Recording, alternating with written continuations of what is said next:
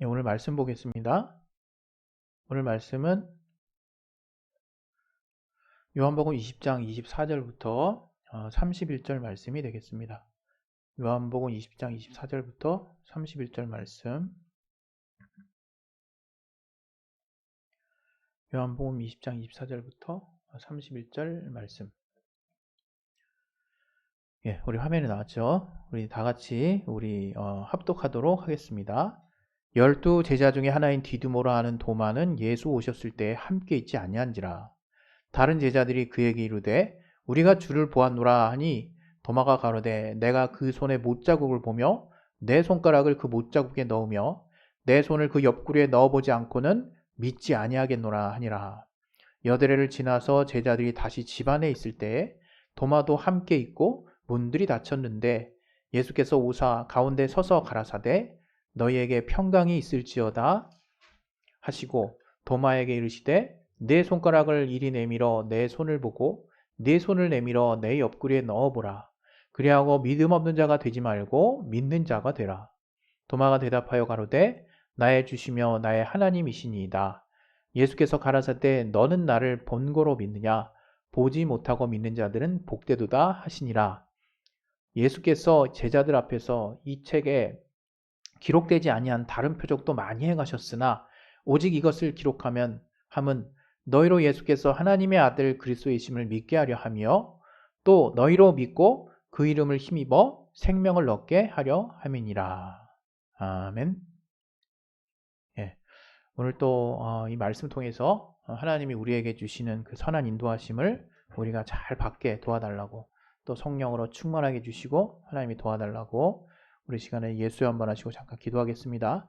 예수여, 하나님 아버지 성령으로 충만하게 주시고 도와주시옵소서. 하나님이 깨닫게 하시는 선한 인도하심을 따라 우리가 주님 앞에 나아가길 원하오니 아버지 도와주시고 인도해 주시옵소서. 주께 참으로 감사하며 예수 이름으로 기도했습니다. 아멘. 예, 할렐루야. 대단히 좀 엉뚱한 질문 같은데 우리 그리스도인 중에 하나님을 믿는 사람이 얼마나 될까요? 예, 역시 과연 엉뚱한 질문이죠? 아니 그리스도인이라는 게 벌써 하나님을 믿고 시작하는 건데 무슨 하나님을 믿는 사람이 얼마나 되냐. 예, 무슨 질문, 어떠한 질문인지 아마 또 아실 거라고 생각이 됩니다. 정말 엉뚱한 질문이죠. 그리고 믿는 자가 곧 그리스도인인데 여기서 더 믿는 사람이 얼마나 되는지를 질문하는 것 자체가 정말 아이러니죠. 하지만 이렇게 우리가 이 믿음에 대해서 우리가 분명하게 알고 있지 않는다면, 우리가 분명하게 생각하고 있지 않는다면 정말 미래의 어느 때에는 우리 그 교회 안에 있는 분들 중에 과연 믿는 분들이 얼마나 될까요? 이런 질문이 아주 일상적인 질문이 되지 않을까 하는 우려 섞인 예측을 해봅니다. 그게 무슨 얘기인고 하면 어떤 분들은 이제 교회 안에서 어떤 성경의 지식에 어떤 맛을 들인 분들이 있어요. 물론 제가 얘기하려고 하는 그것을 너무 극단적으로 받아들이지 않으시길 바랍니다. 성경을 지식적으로 우리가 알아가는 건 정말 필요하죠. 그러나 제가 말씀드리려고 하는 것은 어떤 이 지식에 대한 카타르시스를 가지고 있는 분들이에요. 뭔가 하나를 더 아는 걸 통해서 굉장한 만족감을 누리고 그것이 곧 신앙이라고 알고 계시는 분들이 있어요. 뭔가 하나님을 내가 신앙적으로 좀 더 성경에 나온 지식을 더 많이 알고 그게 곧 어떻게 연결이 되냐면 내가 하나님을 더 알았구나. 어떤 면에서는 그렇게 틀린 말은 아닌 것 같아요. 그러나 사실 성경에 하나님을 알라고 하는 그 그노시스, 그 지식에 관련된 이야기는 사실은 체험에서 아는 걸 말하는 거거든요. 좀 우리가 그분을 확실하게, 그분이 내게 무엇을 원하시는지, 또 그 뜻이 과연 무엇을 의미하는지를 내가 알게 되는 거예요. 정말 아는 거죠. 지나가다 누구 한 번 봐가지고 그 사람 나 알아요 이렇게 하는, 우리 한국에 이 안다라고 하는 용어의 그 범용적인 어떤 사용 용례 때문에 우리가 안다라고 하는 것도 사실은 새로운 또 구체적인 정의가 필요한데요. 이것처럼 그런 어떤 추상적인 어떤 지식들, 뭔가 우리의 실질적인 삶의 어떤 도움 여부를 떠나서 그냥 성경에 나타나는 어떤 내용들을 우리가 알고, 물론 이런 질문을 할 수 있어요. 그렇게 해서 알게 되면 구체적으로 그 알을 통해서 결국 삶에 도움이 될 수밖에 없는 거 아니냐. 예, 맞는 말씀이에요. 그러나 제가 지금 드리려고 하는 예는 극단적으로 그러한 성경 안에서의 어떤 지식에 머무르는 사람들을 말하는 거죠. 그래서 어떤 그 머리는 점점 커져가고 있지만, 뭔가 아는 건 많고 있지만 실생활에 어떤 그런 하나님을 아는 그 분량에 따른 구체적인 삶의 일치는 사실 잘 보여지지 않는 그런 사람들. 이 사람들 하나님 믿는 사람들일까요? 예, 이렇게 이런 사람들에 대해서 믿느냐 마느냐, 또 우리가 교리적으로 예수를 믿으면 다 믿는 거지, 뭐 이렇게 누군가는 비난할 수도 있을 것 같아요. 그러나 이 시간에는 어떤 그런 부분들을 잠시 내려놓고, 정말 이 성경에서 우리가 알았던 어떤 신앙의 체험과 관련해서, 또 우리가 본질과 관련해서 정말 이렇게 지식적으로 계속 추구하는 어떤 방향의 어떤 믿음 생활, 그리고 어떤 이런 삶의 일치를 보이지 않지만 그러나 하나님을 더 알았다라는 그 만족감에 상당한 카타르시스를 느끼는, 그래서 이것이 곧 신앙이라고 여기는 사람들의 어떤 그 믿음을 우리는 온전한 믿음으로 볼 수 있을까? 예, 이건 정말 퀘스천 마크죠. 그리고 또 한 가지 예를 또 말씀드리면, 우리가 사실 하나님을 믿는 이유가 뭡니까? 사실 누구나 아마 거의 10중 8구는 이 땅의 삶에 상당한 그 괴로움이랄까요? 뭔가 해결할 수 없는, 뭔가 답답한, 뭔가 난제에 부딪혔거나 어떤 삶의 어떤 뭐랄까요? 큰 문제를 우리가 정말 받아들였을 때, 여기서 신앙으로 이렇게 극복하려고 하는, 또는 신앙에 들어오게 된 케이스가 많을 거라고 생각합니다. 여기 모태 신앙자를 제외하고는요. 그래서 그렇게 뭔가 내 삶의 문제를 어떤 해결해 주시는 하나님을 체험해서 이게 신앙이 시작된 사람은, 이게 뭔가 이제 신앙이 성장함에 따라 이제 뭔가 하나님이 안내하시는 방향대로 이제 하나님의 뜻이 담겨 있는 말씀에 내가 이렇게 자연스럽게 이제 들어가면 좋은데, 이제 그렇게 가지 않고 계속적으로 내 삶에 있는 문제들을 해결해 주시는 해결사로서의 주님을 나는 갈구하고 원하는 거죠. 그래서 여전히 하나님의 말씀에는 사실 큰 관심이 없어요. 다만 이 현실에 구체적으로 하나님이 어떻게 응답하시고 어떻게 해결해 주시느냐 하는 것에만 온통 관심이 집중되어 있는 그런 신앙의 모습을 가지는 분들이 있을 수 있어요. 물론 이것도 신앙의 한 모습입니다. 그러나 하나님이 정말 우리에게 믿음을 요구하실 때, 믿기를 요구하실 때, 우리는 많은 간증과 신앙의 체험 가운데 이렇게 막 이 땅의 문제들이 해결해 나가는 것을 통해서 하나님께 대한 믿음이 쌓인다라고 어떤 과정 중에 있는 이 땅에서의 하나님의 약속과 우리 자녀를 향한 하나님의 그 선하신 응답들을 우리는 신앙의 성장해가는 자연스러운 어떤 과정으로서 설명하는 경우가 많습니다. 실제로 또 그렇게 되고요. 그러나 안타깝게도 그러한 사람의 신앙 중에 일부는 그냥 그렇게 계속 체험해가는, 그렇게 해서 하나님이 뭔가 내 삶에 해결해 주시는 어떤 그런 어떤 부분들만을 가장 중요한 어떤 믿음의 본질로 여기고 그냥 그렇게 쭉 가시는 분도 있더라 이거예요. 물론 응답을 못 받고 또 이 땅의 문제들을 정말 하나님께 매달리지 못하는 분들보단 정말 10배, 100배 낫겠죠. 하나님을 끝까지 또 붙들려고 하는 그런 또 순수한 믿음도 분명히 있고요. 그러나 제가 여러분께 드리려고 하는 거, 사실 오늘 나눴던 이 본문, 제가 지난 설교 때도 몇 번이고 다뤘던 내용 중에 하나입니다. 오늘 특별히 제목을 제가 뭐라고 이렇게 적었냐면, 보이지 않는 믿음의 실상이라는 약간 제목으로 여러분 이렇게 제가 써놨거든요. 보이지 않는 믿음의 실상. 그러니까 무슨 얘기냐면, 우리 히브리서의 11장에도 나오죠. 믿음은 바라는 것들의 실상에 보이지 않는 것들의 증거니 선진들이 이로써 증거를 얻었다. 분명히 바라는 것들의 실상이고 보이지 않는 것들의 증거라고 그랬어요. 근데 믿음이 뭐냐? 믿음의 가장 큰 특성 중에 하나가 보이지 않는다는 거예요. 보이지 않는다는가. 근데 여러분, 우리가 신앙을 가지고 또 교회 안에서 계속 신앙생활을 하면 할수록 어떻게 되는 줄 아세요?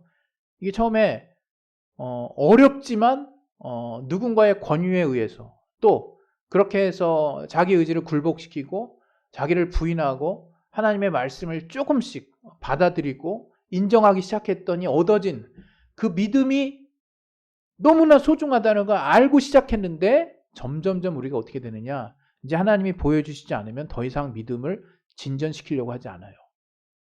그리고 어느새 나의 기도의 모습이나 나의 믿음의 모습이 다소간 변질되어 있다는 것을 알게 돼요. 어떻게? 정말 뭔가 기도를 통해서 응답을 봐야 그 다음으로 넘어간다라고 생각하는 거죠. 물론 어떤 면에서 진짜 당연한 거죠. 우리가 하나님께 믿음을 썼을 때 하나님의 응답과 약속이라는 게 있잖아요. 그게 성경에 써 있고. 그래서 우리는 그 응답을 통해서 우리의 신앙이 성장합니다. 그러나 제가 지금 말씀드리려고 하는 것은 우리가 사실 처음 믿음의 관문을 어떻게 돌파했느냐? 안 믿어졌지만 내 의지를 사용했어요. 그때 성령의 도우심이라는 게 있었죠. 그래서 어느 순간 믿을 수 없는 내용들이 믿어지기 시작했죠. 내 마음이 활짝 열리죠. 그때 정말 상승작용이 일어나죠. 나의 자원함이 발동하죠. 더 하나님께 나아가죠. 그 가운데 하나님의 정말 더 풍성한 응답과 약속들이 있죠. 그러면서 신앙이 성장하죠. 앞서거니 뒤서거니 정말 하나님은 응답하시고 나는 또 하나님께 믿음을 보여드리고 계속 그러면서 우리가 우리의 신앙이 성장해 가는 거거든요. 근데 어느 날 갑자기 내 믿음이 딱 멈춰 있어요. 물론 이 믿음이 멈춰 있다는 표현은 또 우리의 또 상황에 따라 여러 가지로 우리가 설명될 수 있기 때문에 쉽게 속단할 수 있는 문제는 아니죠. 그러나 그냥 제가 드린 예와 관련해서 어느 날 이렇게 하다가 갑자기 믿음이 멈춘 것 같아. 근데 그때 우리는 너무 쉽게 이렇게 또 반응을 하게 되는 그 방향 중에 하나가 그냥 어느 날 갑자기 하나님 왜 응답을 안 하시지? 이러면서 내가 뭐가 잘못됐지? 물론 하나님이 응답하시지 않을 때는 나 자신을 돌아보라는 사인일 수 있어요. 그래서 정말 내가 정말 믿음으로 정말 하고 있는 일들에 대해서 다시 한번 돌아보고 하나님의 선한 뜻을 발견하는 과정이 필요합니다. 그러나 그런 것이 아니라 그냥 갑자기 이런 어떤 하나님의 응답이 멈춘 것 같은 그 상황이 벌어졌을 때는 그저 내가 정말 그동안 경험했던 것들의 한계 안에서 그냥 더 이상 뭔가 하나님이 응답해 주지 않는다라고 쉽게 속단해버리고 이제 내 믿음은 더 이상 보이지 않는 것을 향해서는 더 나아갈 수 없는 그런 절름발이 같은 그런 상황이 돼 있다는 것을 미처 인지하지도 못한 채 기도가 이렇게 그냥 내려놔져 버리는 그런 상황들을 맞이하게 됩니다. 결과적으로 내 탓인 거죠. 그럼 왜 이렇게 됐을까? 오늘 우리가 같이 나눈 이 도마 이야기 우리 너무 잘 알지 않습니까? 예수께서 부활하셨어요. 그래서 제자들 가운데 나타나셨어요. 그리고 특별히 이제 도마에게 나타나십니다. 그런데 도마는 이미 제자들에게 이미 예수님이 나타나셨을 때 제자들이 너무나 놀라고 기뻐서 도마에게 그 소식을 전했죠. 먼저. 그때 도마는 뭐라고 얘기했습니까? 25절에 그 손의 못자국을 보고 그 못자국에 내 손을 넣고 옆구리에도 넣어보지 않고는 내가 믿지 않을 거다. 이렇게 얘기를 하거든요. 도마가 왜 이렇게 됐습니까? 여러분 도마가 어떤 사람인지 아십니까? 제가 이제 목회 서신에도 잠깐 썼지만 우리 도마의 그 믿음을 한번 엿볼 수 있는 부분을 한번 봅시다. 예. 우리 한번 같이 한번 읽어볼까요? 디두모라 하는 도마가 다른 제자들에게 말하되 우리도 주와 함께 죽으러 가자 하니라. 이게 뭐 어떻게 예수님의 사랑하시는 그 자녀 그 나사로가 죽었을 때 다시 이제 그 예루살렘으로 들어가야 되는데 거기에는 이제 자기를 죽이려고 했던 바리새인의 무리가 있었어요. 그래서 다시 들어갔을 경우 돌을 맞아서 죽을 수도 있고 어떤 일을 당할지 모르는 굉장히 누가 봐도 예측이 될 만한 들어가서는 안 되는 이제 상황이었던 거죠. 그때 예수님께서 그 나사로를 이제 다시 살리시기 위해서 이제 들어가자라고 얘기하실 때 다른 제자들은 뭐라고 얘기했던 게 안 나오잖아요. 그때 도마가, 심지어 베드로도, 예수님의 수제자라고 하는 베드로와 야고보와 요한도 아무 말 없는데 도마가 여기서 나서서 우리도 주와 함께 죽으러 가자! 이렇게 얘기했다는 거예요. 여러분, 이게 얼마나 그 대단한 그 고백인지 여러분 아십니까? 저는 이 고백을 들을 때마다 진짜 가슴이 뜨거워질 때가 있어요. 정말, 야, 그래, 나도 주님과 함께 나를 다, 얼마나 그 열정적이고 뜨거운 어떤 고백입니까? 이게 선동하는 거죠. 무슨 선동이라기보다 이렇게 격려하는 거죠. 동료 제자들에게. 주님이 지금 말씀하시는데 뭐 하고 있냐? 가자! 이랬던 사람이 도마예요. 사실 이 한 구절로 모든 걸 다 압축해서 설명할 수는 없겠지만 사실 도마는 굉장히 열정적이었고 단호했던 사람이었던 것 같아요. 또 굉장히 적극적이었고 믿음이 없다라고 볼 수 없는 거죠. 그런데 도마가 지금 오늘 같이 나눈 본문에서는 왜 이런 그 말을 하게 되느냐, 우리가 잘 예측할 수 있죠. 도마의 눈앞에 예수님이 돌아가신 그 사건이 벌어진 거예요. 엄청난 사건이죠. 그러나 우리가 또 알고 있는 사실이 뭡니까? 예수님이 자신의 죽음과 부활을 이미 자기를 사랑하는 제자들에게 아주 진지하게 얘기하셨다는 거예요, 먼저. 제자들은 이게 무슨 말인고라고 생각하면서도 주님이 죽고 부활하는 이야기를 알고 있었어요. 도마도 들었겠죠. 근데 도마가 어떻습니까? 지금 예수님이 십자가상에서 돌아가시는 그 사건을 접하고 나서 그의 마음이 급 다쳤어요. 급 변경했어요. 여러분, 이 사건은 굉장히 우리의 믿음에 있어서 중요한 어떤 정말 교훈을 주는 사건이라고 생각해요. 이게 우리의 자화상이라고 생각하거든요. 왜? 믿음은 보이지 않는 거다라는 걸 알아요. 근데 이거는 한 단계 더 나아가서 믿음은 불가능한 현실을 극복해야 하는 거예요. 사실 우리가 믿음이 뭡니까? 믿음은 하나님 아버지의 말씀을 믿는 거예요. 그분의 약속을 믿는 거예요. 예수께서 하신 말씀, 아버지께 들어서 그 아들 되시는 예수께서 하시는 말씀이 진리죠. 변치 않죠. 그 말씀을 우리가 믿고 따르는 거거든요. 그런데 그 말씀을 따르려고 하게 보니까 그분의 말씀을 따르려니 현실 극복이 안 돼. 예, 그분의 말씀에 죽고 부활한다는 말씀을 믿어야 돼. 근데 딱 하니 부활은커녕 주님이 죽음 앞에 딱 도마가 맞닥뜨리니까 어때요? 더 이상 믿음이 써지지가 않는 거예요. 더 이상 믿음이 앞으로 나아가지가 않는 겁니다. 우리가 지금 딱 그런 것 같아요, 우리가. 물론 주님은 뭔가 이거 얼마나 극단적인 그 교훈인지 몰라요. 주님의 죽고 부활하는 말씀을 믿을 것이냐, 주님의 죽음을 더 믿을 것이냐예요, 사실은. 주님이 죽은 건 현실이잖아요. 그러면 우리가 순수하게, 주님이 죽었으니까 다시 사시겠구나, 이렇게 믿는 사람이 몇이나 될까? 성령의 도우심이 없이. 사실상 거의 불가능하다고 봐야죠. 왜? 우리 인생에 있어서 죽음은 현실이에요. 그리고 그 죽음은 다시 살아날 가망이 없는 확실한 절망을 의미해요. 우리가 사는 세상에서는. 그런데 주님이 믿으라고 해서 주신 말씀은 주님께서 그 죽음을 극복하고 부활하셨다는 말씀이에요. 과연 이 말씀을 성령이 임하시기 전에 얼마나 많은 사람들이 제대로 믿고 있었을까? 회의적이죠. 그런데 바로 그게 믿음의 특성이라는 거예요. 믿음의 특성.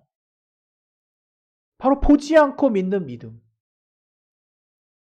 보지 않고 믿는 믿음의 그 실상이 바로 오늘 같이 나눈 본문에 여과 없이 딱 나타나 있는 거예요. 예수님께서 도마 앞에 다시 나타나시고 나서 또 옆구리에 못자국, 옆구리에 그 창자국, 또 손에 못자국을 보여주시고 나서 도마는 어땠습니까?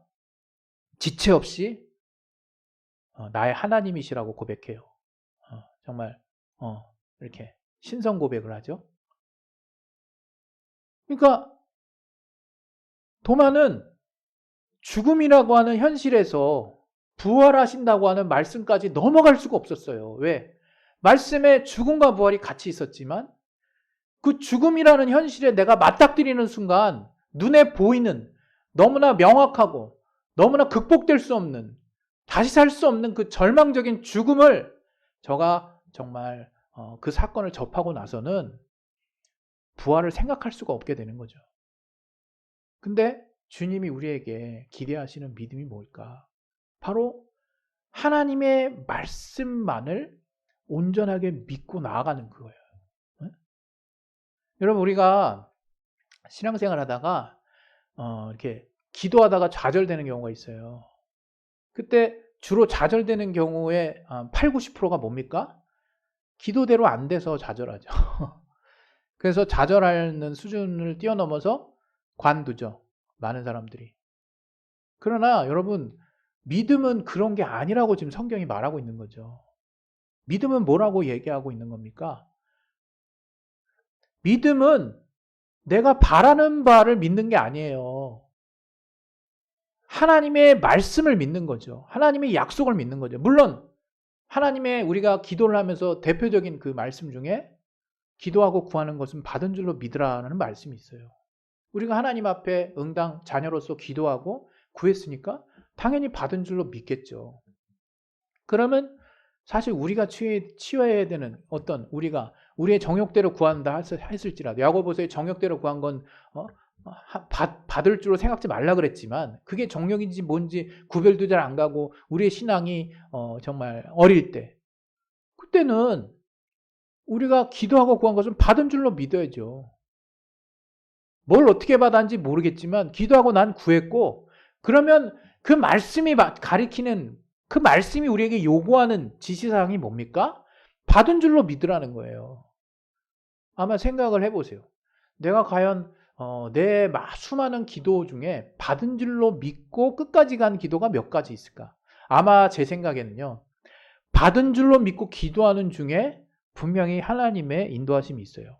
분명히 하나님의 두드리심이 있고 분명히 하나님의 건드려 주시는 사건이나 변화된 환경이 있을 거예요. 내가 원하는 대로 응답이 되지 않았다 할지라도. 그래서 내가 하나님과의 더 깊은 소통이 이루어지게 됐을 거예요. 제 경험은 그렇습니다. 결국 뭐냐? 우리가 믿음을 잘못 정의하고 있는 것이 아닌가 싶어요. 사실 믿음이라고 하는 것은 우리가 알고 있는 믿음은 정말로 순수하게 하나님의 말씀을 믿는 거예요. 그러면 어떻게 우리가 우리가 기도할 때도 마찬가지예요. 우리가 기도할 때 먼저 그것이 하나님의 뜻인가 분별해야 되겠죠. 우리 여러분이 어린 신앙에서 이제 극복됐다라고 생각하고 말씀을 드리겠습니다. 이제 내가 하나님의 뜻을 따라가고자 하는 마음이 있어요.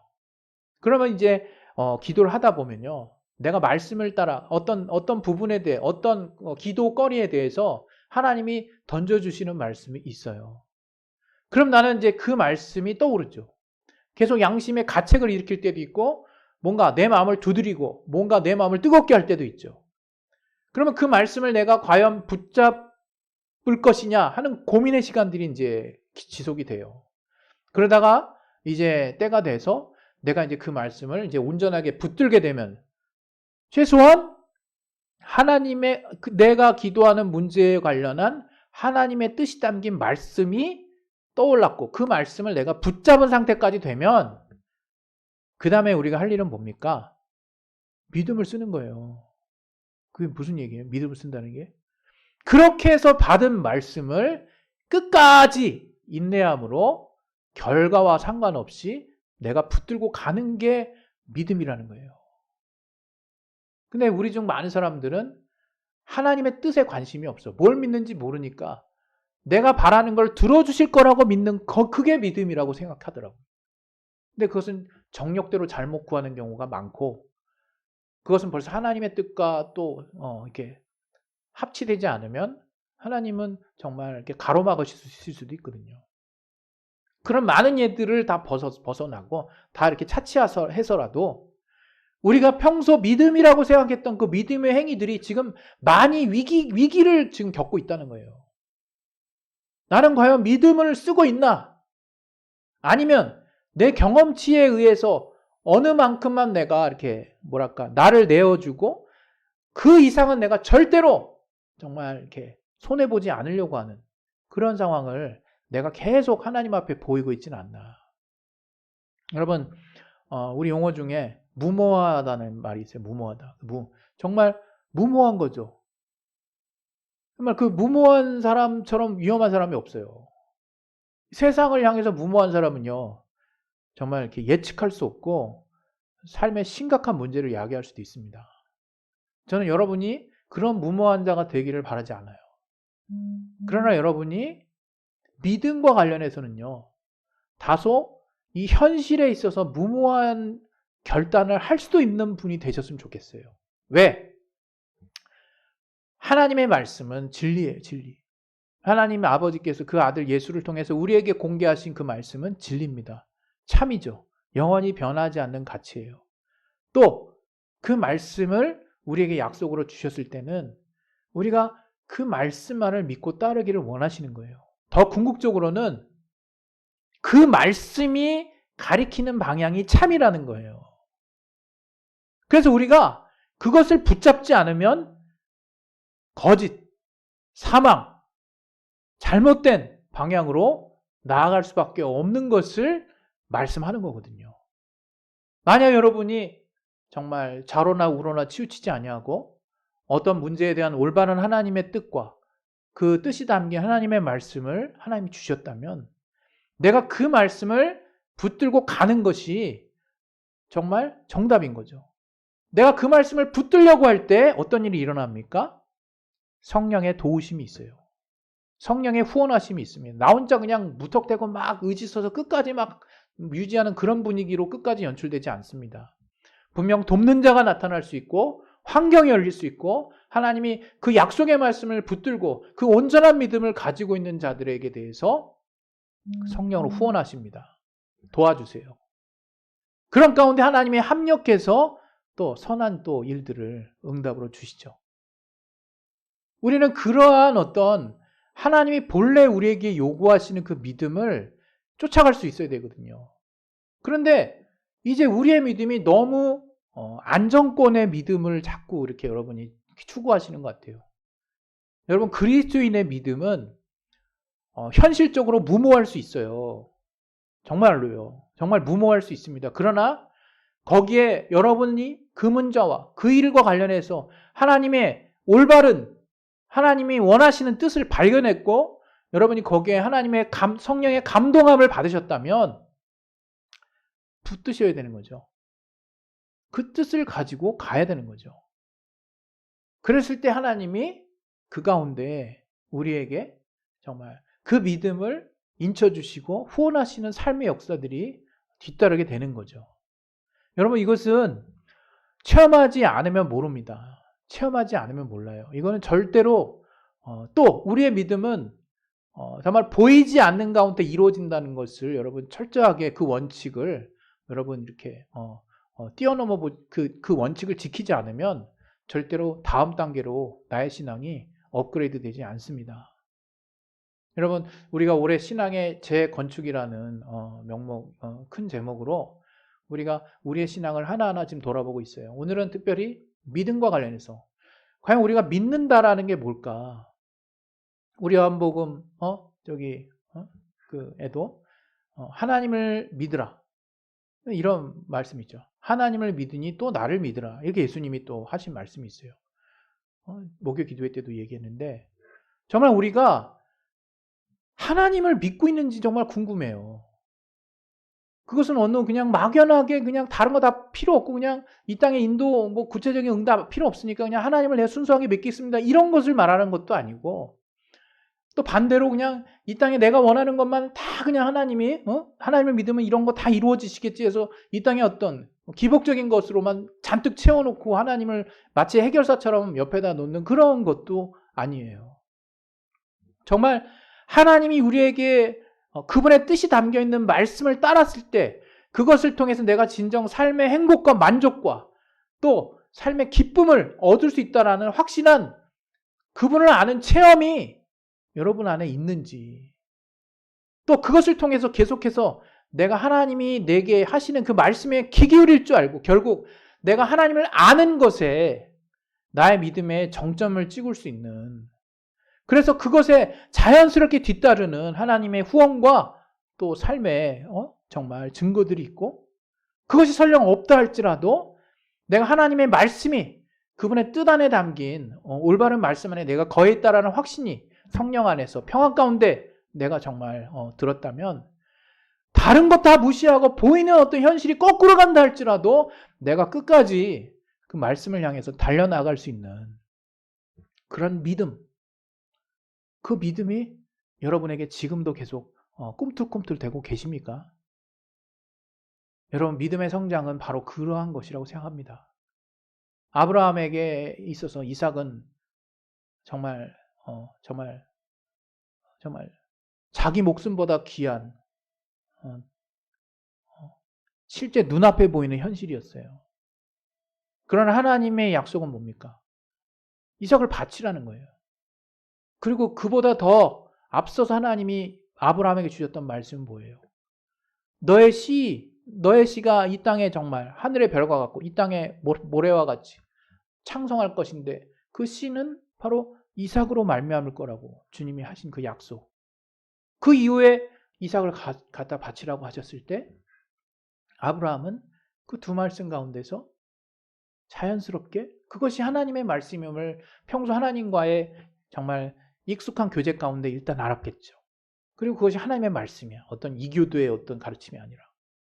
그런데 하나님 왜 그런 무리한, 그런 황당한 말씀을 하셨을까? 인간을 제물로 바치려는. 근데 그 앞서서 그 하나님이 하신 말씀은 이삭을 살릴 거라는 확신이 드는 말씀이야. 그러면 그동안에 아브라함이 체험한 하나님과의 관계 가운데 그 하나님이 하신 말씀을 분별하고 그 말씀 가운데 하나님이 하신 말씀이 이 땅에 비현실적인, 정말 또 나의 개인적인 인생에 있어서도 굉장히 충격적인, 그리고 부인하고 싶은, 도저히 극복될 수 없는, 누가 봐도 정말 현실적으로 힘든, 정말 없는 것을 있는 것 같이 부르신 하나님을 믿는 그 하나님이 저에게 주신 그 믿음을 저가 붙들 수 있었어요. 오직 그 말씀을 붙들 수 있었다고요. 저가 바라는 바가 있고 저가 또 정말 노년에 얻은 목숨보다 귀한 정말 아들이 있고 여러 가지 현실에 있어서의 저의 이 땅에서의 삶에 아주 정말 무시할 수 없는 많은 문제들이 있었음에도 하나님의 말씀이 최우선이었다 이가. 이삭을 바치라. 왜? 앞서가는 말씀에 정말 자손의 번성이 그 씨 이삭으로 말미암으리라 하나님의 그 약속을 이제 확실히 믿게 되었기 때문에, 이건 지금의 이 세대의 우리들이 도저히 사실 받아들이기 쉽지 않은 하나님의 약속이에요. 과연 얼마나 그것이 하나님이 각각의 개인에게 주신 하나님의 말씀, 우리가 얼마나 그분과의 교제 가운데 온전하고 건강하게 우리가 분별하고 받아들일 수 있는가가 먼저 선행되어야 하고, 그리고 그 말씀이 꼭 현실에 합리적이고 현실적으로 진행되지 않을 수도 있다는 거예요. 다소 무모하게 들릴 수 있다는 거예요. 그러나 그 하나님의 말씀에 여러분이 정말 반응하셨다면, 또 그 말씀이 건강한 하나님의 뜻과 일치한 정말 분명한 하나님의 정말 뜻이 담겨있는 그 말씀이라면 그 말씀을 믿는 것이 우리가 다시 우리의 믿음이 새롭게 되는 비결이라는 거죠. 오늘 이 시간에 우리 이제 기도하겠습니다. 기도할 때 우리 믿음은요 절대적으로 뭔가 보이는 것에 연연하지 아니하고 하나님의 선하신 그 뜻이 담겨있는 그 말씀에 내가 온전히 의지하고 믿게 될 수 있는, 그래서 성령이 그러한 우리의 믿음을 후원해 주실 수 있는 단계까지 여러분 나아가셔야 됩니다. 여러분, 내가 그러한 하나님이 원하시는 그 믿음을 내가 또 소유할 수 있는 자가 되게 해달라고, 또 그 믿음을 쓰겠사오니 하나님 나의 부족한 부분들을 도와달라고 우리 시간에 예수여 한번 기도하겠습니다. 예수여! 하나님 아버지 성령으로